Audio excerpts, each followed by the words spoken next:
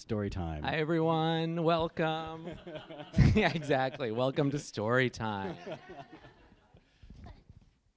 Okay, so I thought I'd begin by just reading the first chapter of the book, which seems like a good introduction before we talk. And again, I know you've heard this one. I'm sorry, kids. And the book is written from the perspective of a 15-year-old Iranian girl. So please imagine me as that. Chapter 1. When you look up at the sky in Los Angeles, all you see is a strange film of smog, like the whole city is filtered through the lens of your dirtiest sunglasses. You can't see any stars, and if you're really unlucky, there's a blimp up there writing the words, "Happy birthday, Heidi," in the sky in pink. Yes, with 16 exclamation points, one for every year of my former best friend, Heidi Javadi's life. I was at the rented mansion hosting Heidi's Sweet 16 party, wishing I was anywhere else. Seriously, I would rather have been dissecting a bat or listening to my mother lecture me about how there's nothing shameful about Spanx. Carolyn led Joy, Kurt, and me inside. I turned my gaze down from the sky toward the mansion the Javadis rented for Heidi's party. Beautiful cocktail waitresses in pink dresses stood at the entrance of the event, holding pink champagne for the grown-ups and pink Heidi teenies for us, welcoming us to this very opulent version of hell. You guys know this is exactly what Iran was like before the revolution, right? I asked. Obviously, Kurt said. Everyone knows all of Iran was painted pink until those mullahs stepped in. And Heidi's name was permanently emblazoned over the skyline of Tehran, I added. Carolyn laughed, slapping me on the shoulder a little too hard. Carolyn did everything in her life with a little too much passion. She was the most outspoken member of our group of friends. If someone was leading the way, it was usually Carolyn. Kurt, Joy, and Carolyn had been their own little posse since junior high. I joined the crew when high school began, so I was still the newbie, but I was the one who had dubbed us the Authentics, because my new friends were the first people I'd met more concerned with being who they were than with who others wanted them to be. We weren't the coolest kids in school or the most popular, but we were the realest. At least that's what we thought. Wow, Carolyn said, looking at the pink extravaganza around us. Is this the most Persian party in the history of parties? It may be super Persian, I said, but it has nothing to do with being Iranian. Semantics, Carolyn said. Being my friend, she knew that Persian and Iranian were terms the same exact community of people used to describe themselves. Persians felt pride in their ancient empire and shame about the current regime of their homeland, while Iranians believed in accuracy over pride and shame. This is who you are, Daria. Embrace your truth. You do you. You do you is a really gross expression, Kurt said. It's trying to be about self-empowerment, but doesn't it sound like it's about masturbation? Ew, Joy said. Seriously, I do not want to picture you doing yourself, Kurt. And can we stop? This is actually Daria's culture. So can we be a little less judgy? Joy got it since her parents were from Nigeria, which is nothing like Iran, but which is still somewhere different. She got that living in one world in your home and in a completely different world outside your home was like being two puzzle pieces that didn't really fit together. I'm done. We found a cocktail waitress holding a pink tray of Heidi teenies and grabbed some. Carolyn gazed around the room. Pink balloons, pink disco balls, pink tablecloths, pink cupcakes. This is color fascism, she announced dryly. Or tint totalitarianism, Kurt said, and Carolyn high-fived him. But I was still stuck on Iranian stereotypes. I mean, my culture basically invented poetry, math, and rice, I said. But all people seem to care about is that some of us have tacky taste, wear too much cologne, and build really ugly McMansions. Hey, Kurt said, at least you have a culture. The only culture in my house growing up was homemade yogurt. Kurt's mom was an actress or therapist, depending on what day you asked her, and she was all about growing her own vegetables and fermenting kombucha. Kurt had a point. Kurt had a point, but I hated that most people who heard the words Persian, 15, and Beverly Hills would immediately assume I was a spoiled Persian princess. They would have thought I was one of those girls who pouted until her father hired One Direction to perform at her Sweet 16 party. For the record, I liked One Direction when I was 9. The girl you're Okay, kids. The girl you're imagining, the beautiful Persian princess, that's Heidi, who stood in a circle with her Persian posse, aka the nose jobs. Okay, Rumi. Okay. Heidi looked up at me and smiled. Her just whitened teeth were perfect. She was wearing a skin-tight pink leopard print dress. Her hair looked like it was straightened on an ironing board, and it had pink highlights for the occasion. Basically, she looked like a cross between Kylie Jenner and Hello Kitty. And by the way, she was the kind of girl who would have taken that as a compliment. Heidi gave me a small wave with her left hand, and I noticed how perfect her manicure was. She had turned into our mother's, and I had turned into a chunky girl with dirty fingernails. I gave Heidi an awkward wave with my left hand, and then I quickly tried to hide my hands in my pockets. But the poofy pink dress I wished I weren't wearing didn't have pockets, so the gesture just felt weird and unfortunate. I knew better than to bother walking over to Heidi, and she didn't come over either. It was hard to imagine that Heidi and I used to be best friends, but that was a long time ago. Now she was beautiful and popular, and I was, well, authentic. Heidi's mother, basically a grown-up version of Heidi, approached her and whisked her off to another room, no doubt to greet some elderly Persians. Respecting your elders is a really big thing for us.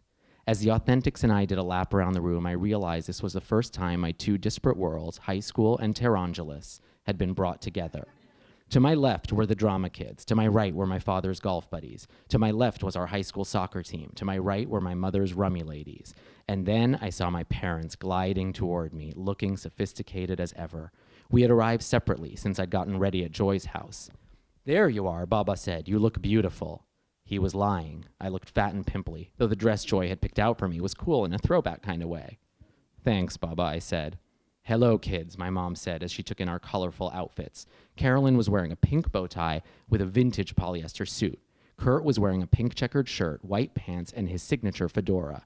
Joy wanted to be a designer, so she'd picked all our outfits, but obviously hers looked best. A fuchsia disco dress she found on Melrose that she swore once belonged to Bianca Jagger. Joy was good at dressing us, but an expert at dressing herself. True confession, I had to Google Bianca Jagger, but I didn't tell Joy.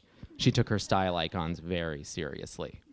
"It's wonderful to see you all," Sheila said to my friends. My mother liked me to call her Sheila, probably because it allowed her to pretend she was my older sister. She was lying too. I mean, my mother liked the Authentics all right, but she wished I were still best friends with Heidi. She got Heidi, and she had no idea what to do with the Authentics. Maybe it's because my mother valued being fabulous way more than being real. If my mother still believed in the Persian Empire, then she also believed she was its cookie. "Did you see the aquarium of pink goldfish in the bathroom?" Sheila said. "They're so beautiful." We all laughed. "What's so funny?" Sheila asked. "I thought it was clever." "Beauty is in the pink eye of the beholder," I said. And my mother gave me that look she gave me when she thought I must be an alien she birthed. "LOL," Carolyn said.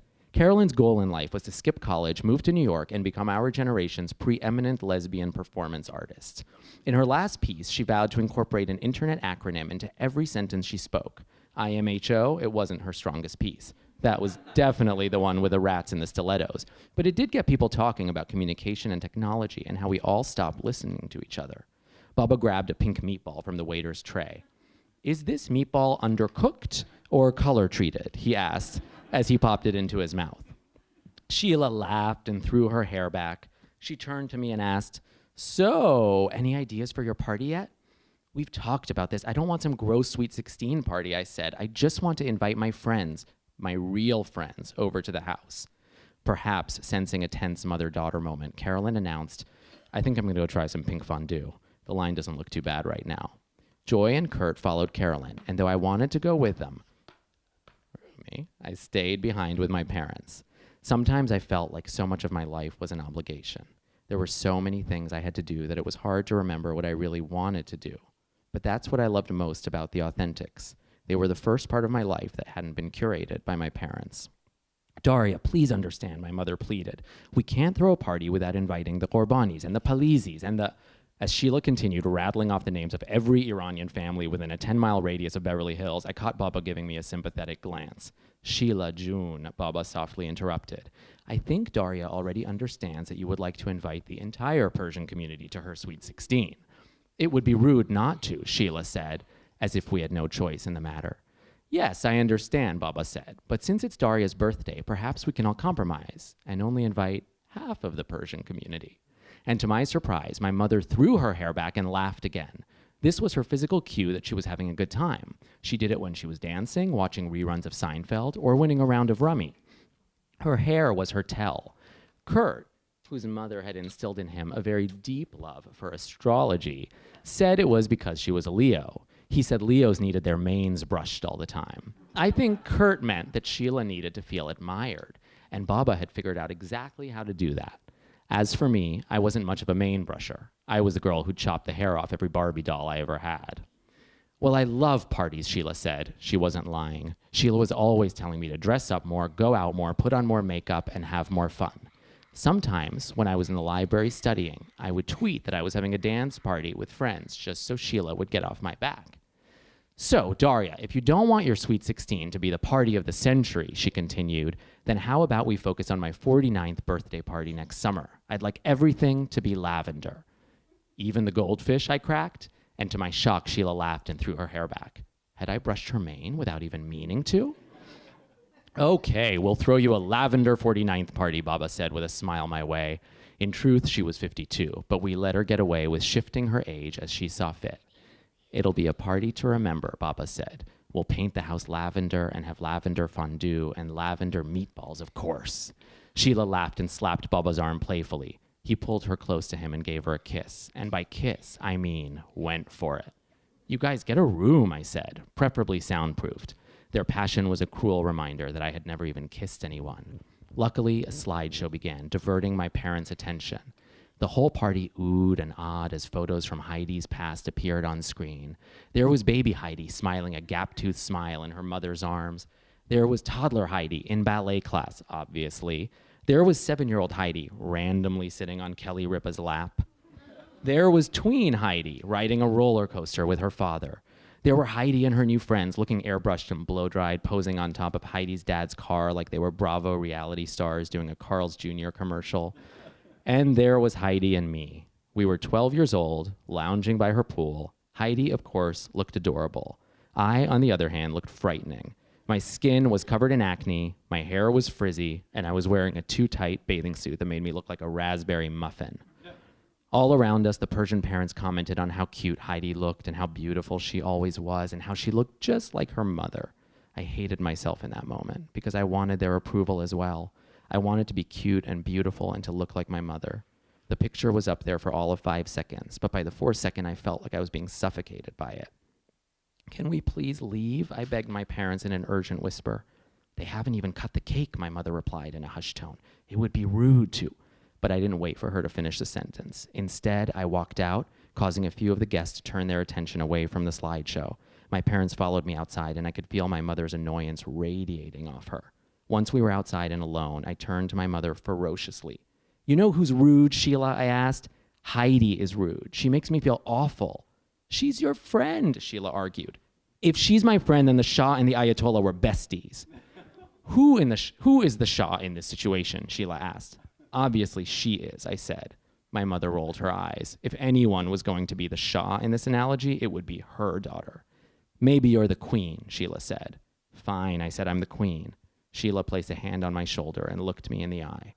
Now you just need to believe it.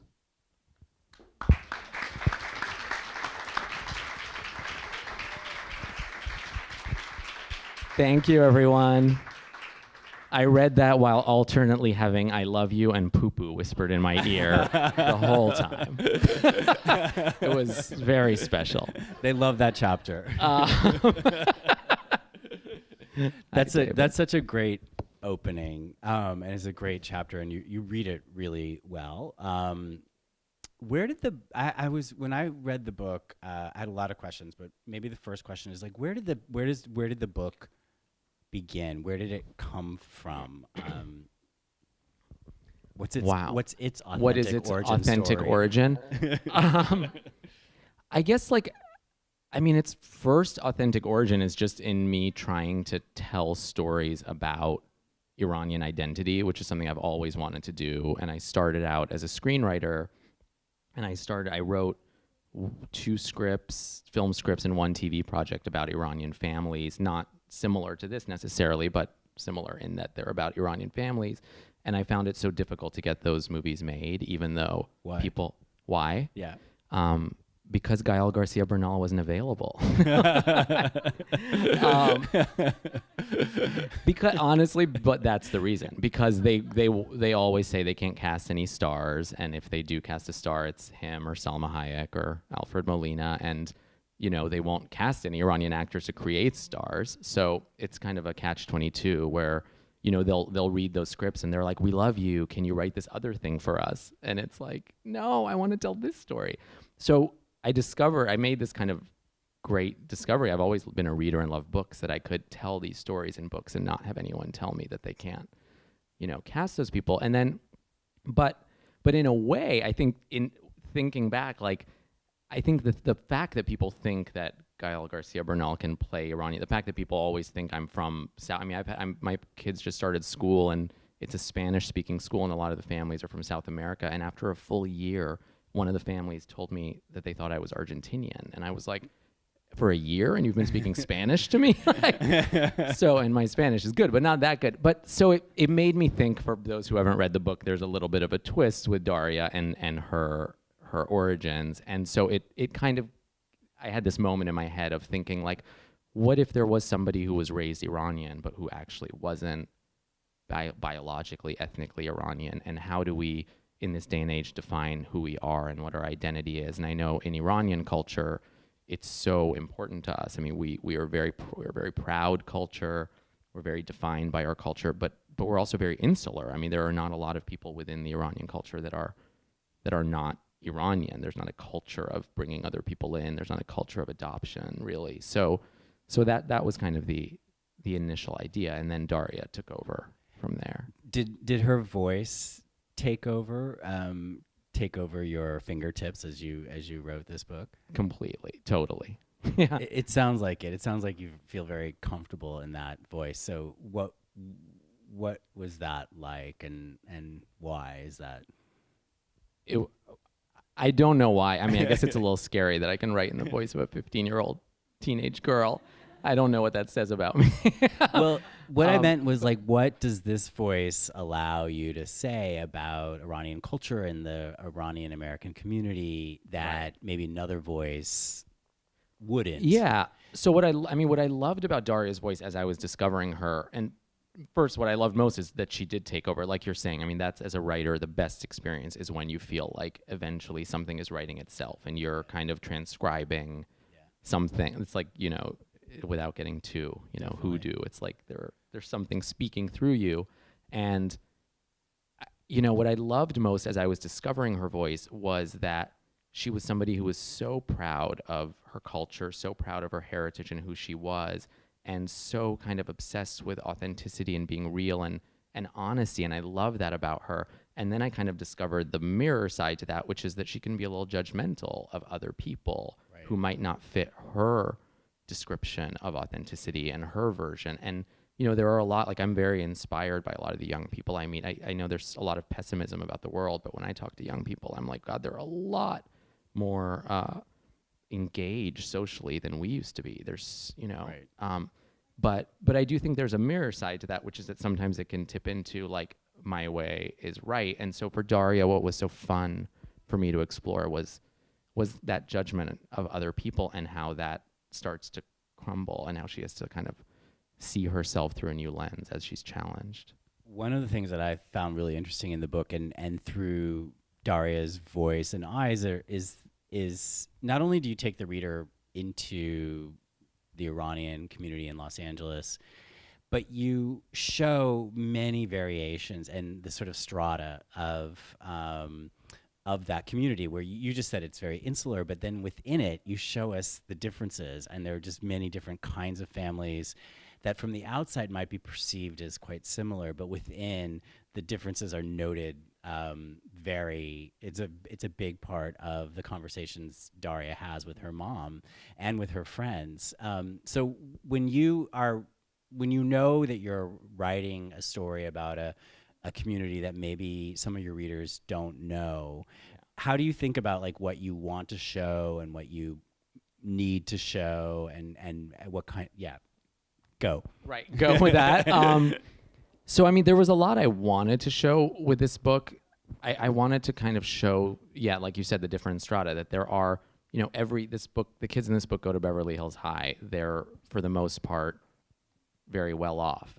But I thought it was interesting that Daria's family, for example, lives in what, Angelinos call Beverly Hills adjacent, right, which is, a way to define people as just outside the prime zip code. I also really wanted to explore the different religious identities. I think a lot of people from the outside just lump Iranians together, or, they think, all Iranians are Muslim, when the large majority of the Iranians in Los Angeles are Jewish.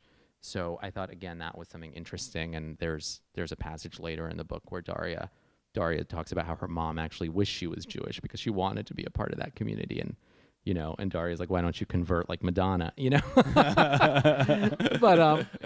But I thought that was really important because when I moved to Los Angeles and, started to discover the Iranian community there, I discovered that there were little kind of micro divisions in all of this. And I thought that was important to show. And then I think as far as, I'm lucky I have like a good editor and agent who tell me, this is what you need, this part might need a little more explaining, or this part might not. And, or even things like Persian and Iranian, because in the book I use them both almost interchangeably. And I think, you need to explain that to people because people might get confused. Like, wait a minute, Daria calls herself Iranian, her mom calls herself Persian. What's the difference? Like, Yeah, and in just the chapter that we just heard, we get that a little bit of that lesson of Persian versus Iranian and why someone might choose one over the other. And then we get at the end of the chapter this joke about, am I the Shah or am I the Ayatollah? And this is a lot of politics and history at a Sweet 16 birthday party. And you do a great job of bringing that in. There's a building that you describe in the book, and maybe the next chapter or just a chapter after, that is, well, you describe it because I was wondering, does this building exist?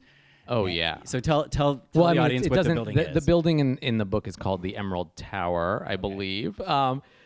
And it's basically an office building that is entirely populated by Iranian businesses. And so you have, all the names are Iranian names, like alphabetically in the lobby, and you have all kinds of, people working there, whether it's lawyers, doctors, real estate brokers. And there's a chapter in the book where Daria describes how her dad would take her to this building and say, like, look, you can be anything you want to be when you grow up. There's all kinds of, Iranian people here. And Daria just says she wants to be like her nanny, and her dad is like, but I think the idea there is that there are these worlds, like Iranians really moved to the United States and they recreated a microcosm of kind of pre-revolutionary Iran. And if you're in LA, you go to Westwood and there are Iranian signs. There's, there's buildings that are populated entirely by Iranians. There's a whole little world that you can enter there where it's like you're back there. And the building sort of is like a metaphor for the book and for Daria's story, and that there's these signs outside these offices, dentist, lawyer, insurance. Right. And this is kind of what's presented to her of like what you can be as an Iranian teenage girl in Los Angeles. And she doesn't want that. Right. She knows that there's something outside that world, outside that building. And you very smartly, I don't want to give it away, but she discovers something important about herself inside that building, which is it's very skillful. It's really skillful how you turn that plot there. So I want to ask you about YA and writing YA. This is so. What did you do to prepare yourself to write? Because you've written many different kinds of. You've written film scripts, TV scripts, and another novel. Yeah. But this is your first entry into YA, right? Yeah. So what did you have to prepare? How did you prepare yourself to do that? I had been reading YA for a little while. I mean, obviously when we were young, there was I don't know. I don't remember YA being as thriving or as diverse of a genre. I mean, there were lots of books about young people that people didn't necessarily call YA. Right. Like as we Like discussed, Judy Blume was not, Judy Blume, yeah, like had her own genre, right? Right. But then you had books that we all loved and read. Like what would The Catcher in the Rye be today? What would I don't know. I mean, books about young people. I don't know what it would be today. Yeah. But it was different. So what happened was like I was reading a lot of YA books because my cousin Vida actually was really, really into YA and got me into it. And so she started sending me, books like John Green books or, Right. Different kind of diverse YA voices. She sent me middle grade books like Wonder, which I loved. Right. And I started to see like, wow, there's this whole world of literature happening with like all these different voices and interesting stories being told. And then I talked to my agent about it after I wrote my first book, and he kind of encouraged me to write YA because he felt like it would be a good fit. And I think at that point neither of us knew what would happen, but once I started writing it, it was so clear to me that it was a world that I could inhabit. And I don't know why. I mean, I think writing about teenagers is really exciting. I think immediately when I started doing it, two things became clear to me, which is when you write about teenagers, you can go for big emotions because teenagers feel big emotions. And sometimes when writing for adults, you have to kind of lean out of that. And I find leaning into it so much more fun. Right. And I think the other thing is you can really go for humor as well because teenagers speak in, a lot of like fun one-liners, which I love to write. So I was like, wow, there's a genre where I can both do like huge emotions and like one-liners. I'm like, this is amazing. Yeah. So I love it. And I love everything that's happening in YA. I love that there's this whole movement of young people who are demanding diverse, that there's these hashtags like we need diverse books and own voices, and that people actually are asking for this, and then publishers are responding with these amazing books. Was there anything that you came across that you can't do in YA, both in terms of theme or subject, and like sort of in terms of craft, and like there's, I don't think so. I mean, there's certainly, obviously, you're writing for a certain audience, so it's not like I tried to push.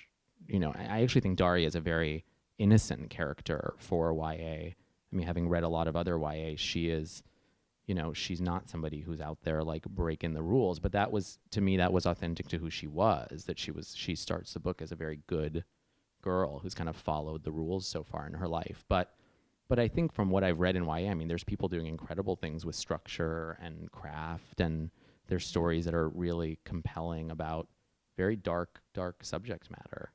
So I think teenagers can handle a lot. Did you come across any other YA books about Iranians or Iranian-Americans? No, I'm trying to think if I did. There was a supporting Iranian character in this guy Tim Federley's book.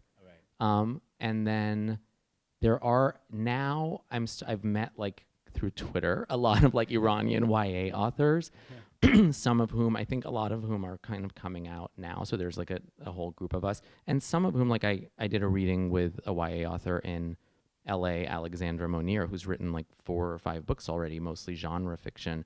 And her next book is genre again, but she decided for the first time to make her heroine Iranian.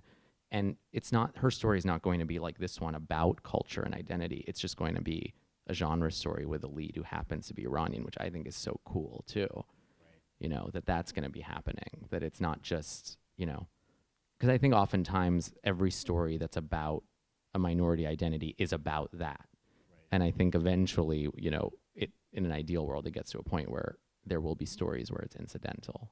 Yeah, but one of the things that you do in this book is you complicate that, and that's sort of the very idea of the authentics and what it means to be authentic, and Daria's notion of authenticity gets complicated over the course of the story, and as she learns about herself and what she expects of herself and others, as well as some information about her identity. And you kind of... it seems like the notion of authenticity, as you were saying earlier, is really important with young people today, and being true to yourself and knowing your origin. But you kind of unpack that a little bit more than I've seen before, and that you have something else to say about that as well. Yeah, I mean, I think when the book begins, the reader probably identifies with Daria and feels like her version of authenticity is the version of authenticity. And to give you guys some more context, I mean, Daria calls her ex-best friend Heidi and her group of Persian friends the nose jobs, because she feels like, they all get nose jobs, and they're all fake, and they're all putting on their makeup and their, designer clothes. And she views her through that lens. And I think as the book progresses, and it was one thing that was very important to me, I wanted to kind of show that the whole idea of authenticity is just being authentic to yourself. And there are people out there who get a nose job and are authentic because their authentic selves, that's what they would authentically do. And I think at some point Heidi says to her, like, I'm at my most authentic when my exterior matches who I think I am and who I want to be. And so I think what I was trying to do is just have different characters in the story that are almost like mirrors to each other, to show that there's not one way of being, authentic. And I think especially when you're almost like a double minority, like Iranian women are, I think most Iranian women I know feel like they were raised being told there's only one way to be a real Iranian woman, like a good Iranian woman. And there's another relationship in the book that I explore is between Daria's mother, who is a very much somebody who cares about her appearances, and that's her authentic self. And then her sister, who's visiting from Iran for much of the book, who is very different from her and who kind of doesn't present in that way, but who in many ways has more kind of liberal progressive views. And so kind of just exploring how there's different ways of being authentic, I think was because I think when you're a teenager, sometimes you feel like there's one way. Yeah. And it's yours. Yeah. I think it's when you said earlier that Hollywood wanted to cast these Hispanic actors to play Iranians,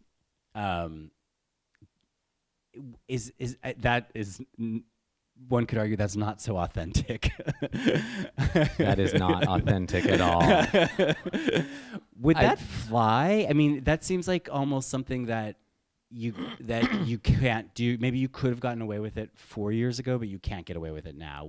Would it fly? Or should we go on Wikipedia and look up a list of? I mean, I think it was last year. There was a Septembers of Shiraz, which was an adaptation of a very, very big book, yeah, starring Adrian Brody, that Iranian, that very established Iranian actor. Aren't you walking into the rage of Twitter doing that these days?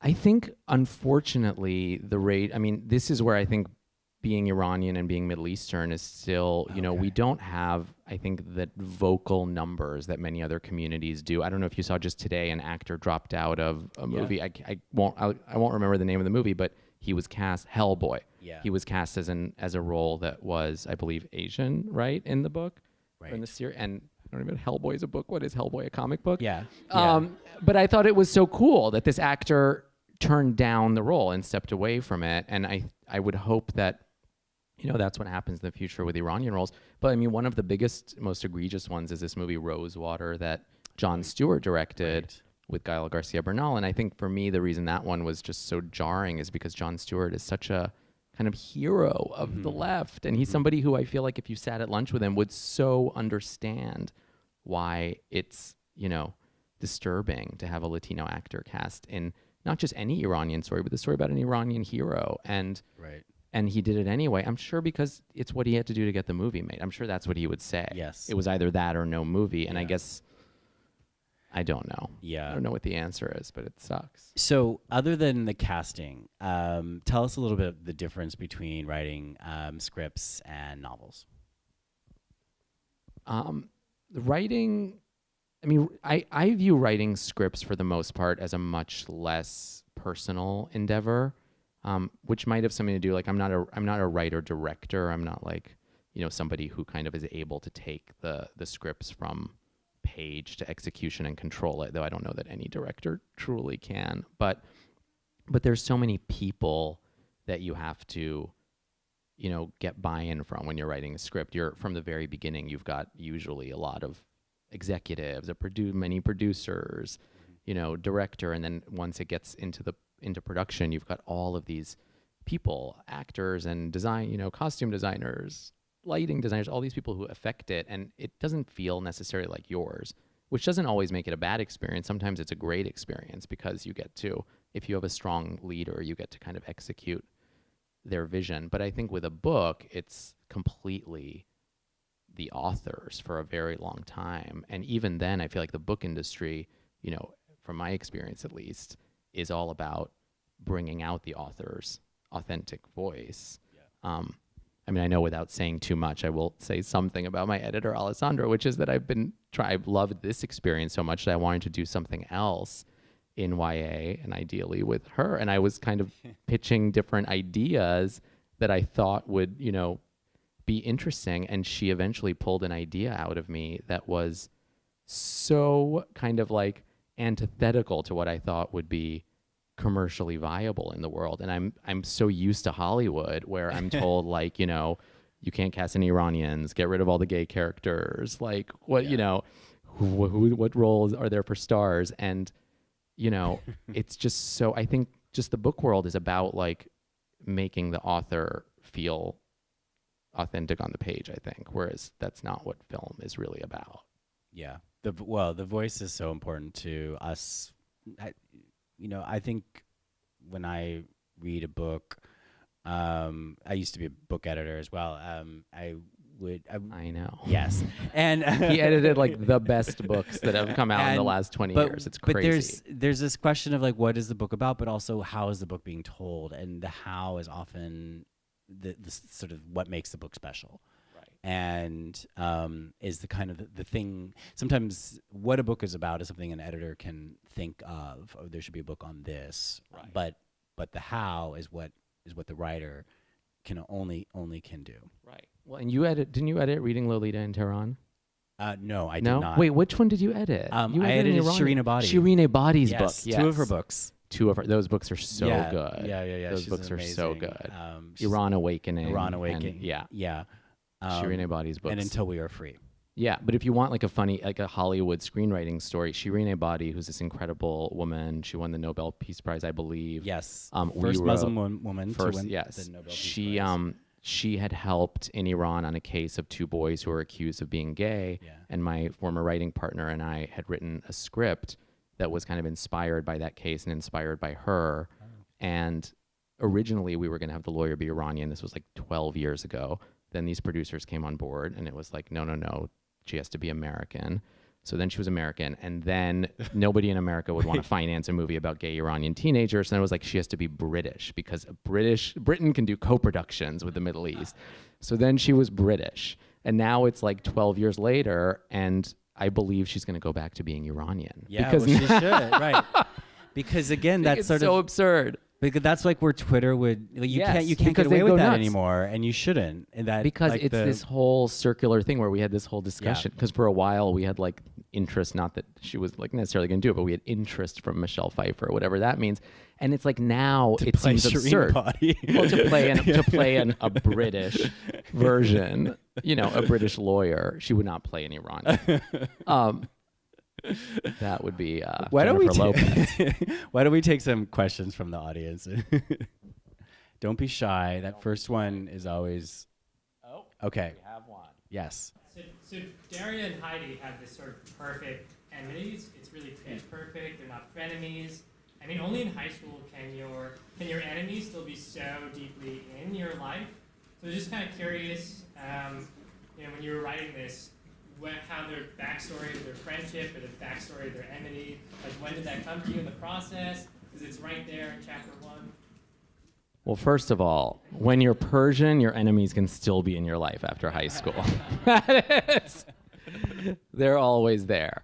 No, I mean, the backstory, Daria and Heidi, for me, there's a lot about the book that feels very close to my heart. But Daria and Heidi's relationship is probably one of the things in the book that is the most meaningful to me, because I feel like they were versions of different kinds of Iranian girls who I knew, who I could love equally, because they're both such strong personalities. They both have such strong senses of self, and yet they're polar opposites. So they wouldn't get along. But like me, I could kind of see them both and be like, you're both so fabulous. You're both so, confident. You both have so much to offer. And so I wanted to explore the ways in which they butt up against each other, because they have such strong senses of like who they are in a way. And then how eventually what they come to realize is that they have a lot more in common than they think. And I think that's where being Iranian as you grow up, like I know for me, I had a very kind of push and pull, love-hate relationship with the Persian community growing up, because I wasn't sure that I was fully accepted by them. And so what I often did was rebel against it and, hide from it. And I think actually it was somebody who was in this room who said to me once, like many years later, like, why did you not call me for all those years? I would have accepted you. I never would have cared, and this has to do with my sexuality, of course. And I think what, I couldn't see in those years of being a teenager in my early 20s was that, the people across from me actually would have loved me and accepted me had I been able to see past my own judgments as well. And so I think with Daria and Heidi, it's just about who's going to do that first, who's going to break down the wall. Is there anything about writing YA fiction, other than writing for young adults, that distinguishes it from a regular novel? That's a very good question. I don't know that I can fully answer it. I will say, I don't know if it's a true fact, but it's in the UCLA bookstore. There's a little sign in the YA section that says the majority of YA readers are adults. I don't know if that's true or not, but it is in the UCLA bookstore. A YA book ultimately it's a book, the same way anything is a book. I think sometimes genre is helpful because it helps people find something. It helps people categorize. But I think in the same way that, science fiction is, a science fiction book is a book. Some people might like veer away from it because they're like, oh, I don't like science fiction, or I don't like this. But I think a lot of YA books, adults would be surprised to find them to be extremely sophisticated and, extremely adult in the way that they handle language and themes and all of that. So I don't know. In writing this book, were you trying to circumscribe or tailor or what you wrote, or avoid certain ways of writing that you wouldn't have if you were writing just an ordinary novel? Not really. I probably didn't, maybe there were certain things I avoided in terms of like language but I think I tend to do that anyway, because I'm somebody who you can definitely swear in YA. I've read some YA books full of them. But I feel like you want to use them personally sparingly in any book. But no, not really. I think the key was that I was writing from the voice of a 15-year-old. And so writing from her voice helped guide it, because there were certain kinds of emotions that she would have felt that an adult wouldn't have felt, or an adult would look at differently. I think this is the really tricky thing. Like, there were a few times I know when we were working on the edits of the book where I would hear things like, this sounds like an adult remembering what it was like to be a teenager versus what it's like to actually be a teenager. And I think that's a very kind of tricky balance where, as an adult now, because Daria's journey, though it's very different than mine, I didn't go through anything in this book. It's emotionally very similar, in a lot of ways, what she's going through with like her kind of push and pull with her identity and her community. And so I think I had to kind of take myself out of the perspective of the age I am now and, remember what it actually felt like back then. So you're trying specifically to write in a way that a young adult could identify a more easily. Yeah, and ideally that a young adult would feel is authentic. It seems so silly to use that word, but is authentic to their experience and that they can identify with, so they don't feel like, but young adults are also very sophisticated. So it's not about writing down at all. It's actually about capturing, I think, truth. Thank you.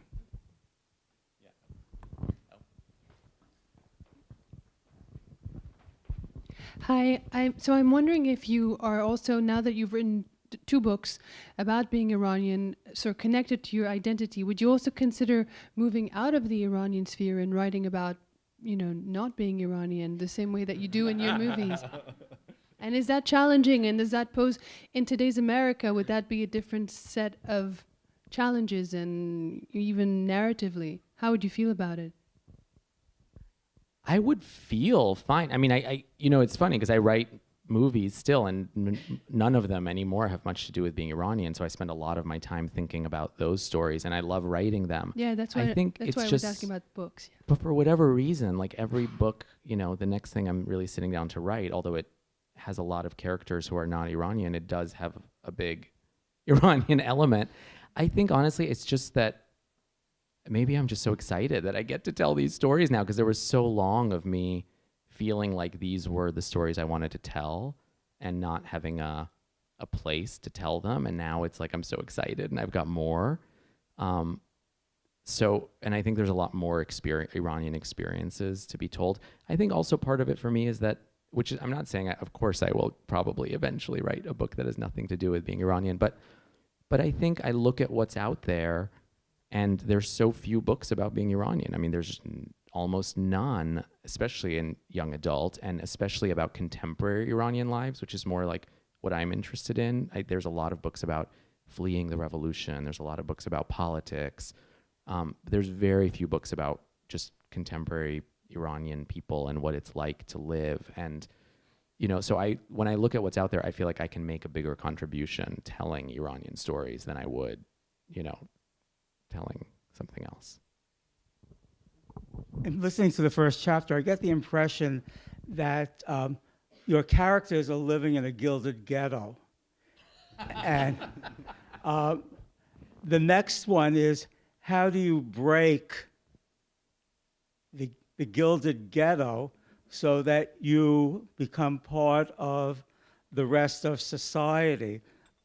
And that holds true for either its sexual orientation or ethnicity. It's when we deal with identity, we are narrowing our focus. So what do we do to broaden the focus? Because we do have to live with other people.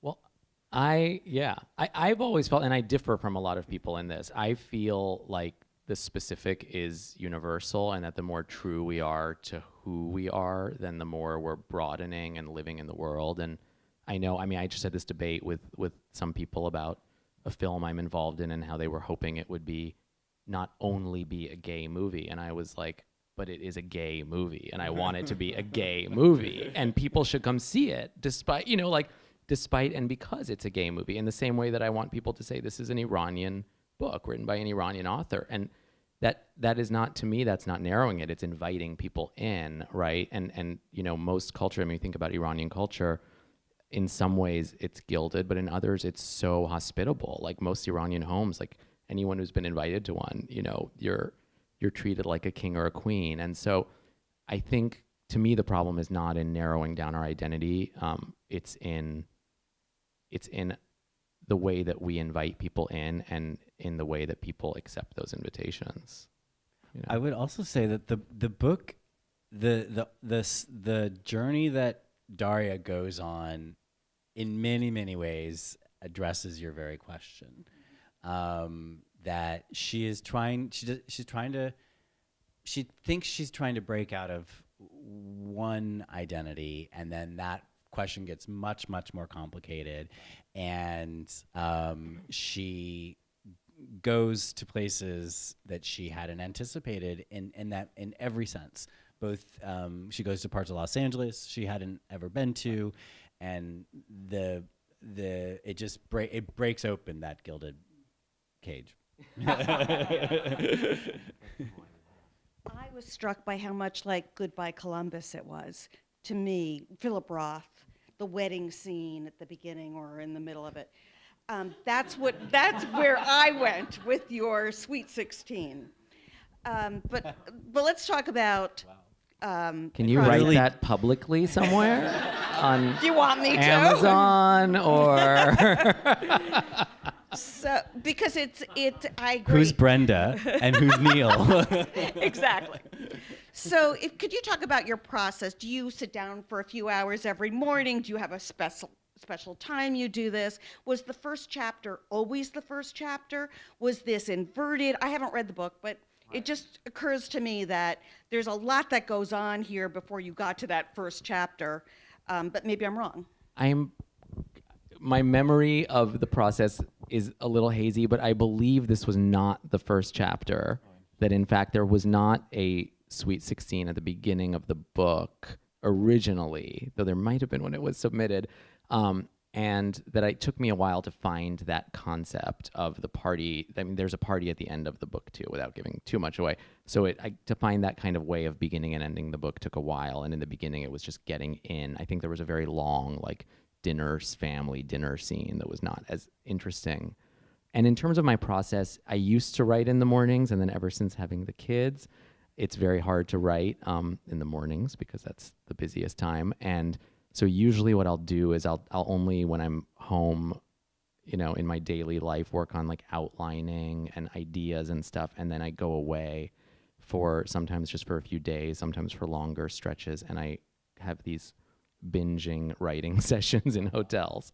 So this book was mostly written in different cities and hotels, kind of, and even when I would get notes, I think I remember one night getting notes and wanting to turn them around quickly, and I told Jonathan, my fiance, I'm booking a hotel down the street, see you tomorrow. Because it's the only way, because it's just our house is frantic, and so that's become my kind of writing solution. Yeah, I do a lot of work. When I can do editing, I can do outlining, but the actual writing, for me at least, I feel like I have to go into some kind of zone, and it usually is something that requires time and privacy and different strange little habits. And so I find that I can't do that if I only have a few hours before pickup and a meeting and calls. And so I just like to go somewhere where I can shut everything down and feel like I can go into her voice or the voice of whatever I'm writing. Are you like a method actor? Do you completely immerse yourself in Daria? Do you ever write a line and say, no, Daria wouldn't say that word? Or are you method, or do you just... I don't know that I'm method in that I'm talking. I guess I always talk a bit like a teenager, but I don't I don't think I'm method in that I go around talking to people in my life I'm not Daniel Day-Lewis, but I'm... Do you see Daria? Do you visualize? Do you see? Yeah. Oh, absolutely. And I do a lot of research. For this new thing I'm writing, I will only listen to music that feels, right for that piece or that character. I will, watch things or read things that feel right. Yeah, to get into some kind of headspace of what. So I guess a little bit method, micro method. Yeah. So you made at some point a conscious decision to write as a woman. And sort of two-part question. One is sort of how you came to that decision, and the other part is, were there any challenges or non-challenges that you faced both writing as a woman and writing as an Iranian woman? It's very strange. I find it much more challenging to write as a man. I don't know. I think it's just natural. I naturally gravitate to telling stories about women. It's much easier for me, and I don't know. I'm sure someone could analyze it better than I can. It might be because growing up there were very few narratives about men that were similar in any way to me. So usually the narratives I would identify with would be about women. So whether it was movies or books or songwriters or whatever, most of the things I was consuming and identifying with were about women. And so I think when I realized I was a writer, that those are the stories that naturally, came to me. But at the same time, I really understand that I am not a woman. And so my take on this is going to be different. And I think that's where it's so important to have a diversity of voices out there telling different stories, because everyone's is going to be a little different. And you want all that kind of breadth of representation. Any more questions? Just one more and then, yeah, right. This builds upon a question that I asked you at your last reading, which was, do you feel like the Authentics could be a series? And do you feel like you could, and you said you didn't think so, but during the course of writing this book, was there any character or issue that came to you during the process of this that you thought that would make a really great book on its own, or something Like that a you book were, series. yeah, or Right, that's what just you an were- element of it Book series. that would be, that you felt it was really interesting, that could be, its own book or its own story or its own character. Yeah, I mean, that's an interesting question. There's definitely, I mean, when you're writing books like this, some of the supporting characters feel so alive to you. Like the aunt who lives in Iran, who visits, Auntie Lida, I think is such a cool character. And I think there could be a whole story that, follows her in Iran, or maybe you meet some other teenagers who are actually living there as a counterpoint. I think Heidi is very interesting to me. And I think when you asked this at the last reading, I think my answer was I don't necessarily see this as a book series. If there was huge demand, I'm sure I could meet it. But I think what would interest me more is the idea of maybe in a while exploring what would Daria and her friends and Heidi be like, 10 years from now. Like what would happen to them in their 20s? Like what would those relationships be like? I know for me, like culturally, it's the relationship I had to my culture as a teenager is so different than the one I have as an adult. And I think that would be like an interesting exploration if I had to do that. There's this wouldn't be YA, but there's a scene with Heidi's mom when we learn that they're not quite as wealthy as they present themselves in the first chapter, and it's sort of a peek into her inner life and like what kind of woman she really is. And I thought that these moms, these Persian moms that we meet, who in one way you could kind of, they're easy to make a joke about because they're so caught up in appearances, and Heidi's mom says she's is it Heidi's mom in the Chanel bag? Yeah, and she's buying her daughter a Chanel bag, although it's not real. But she says, like, now you have your first Chanel, and that makes you a real woman, right? Is that the line? Like something. Yeah, she's buying the fictional bag. That line comes later. Okay, sorry, I'm confusing the bags.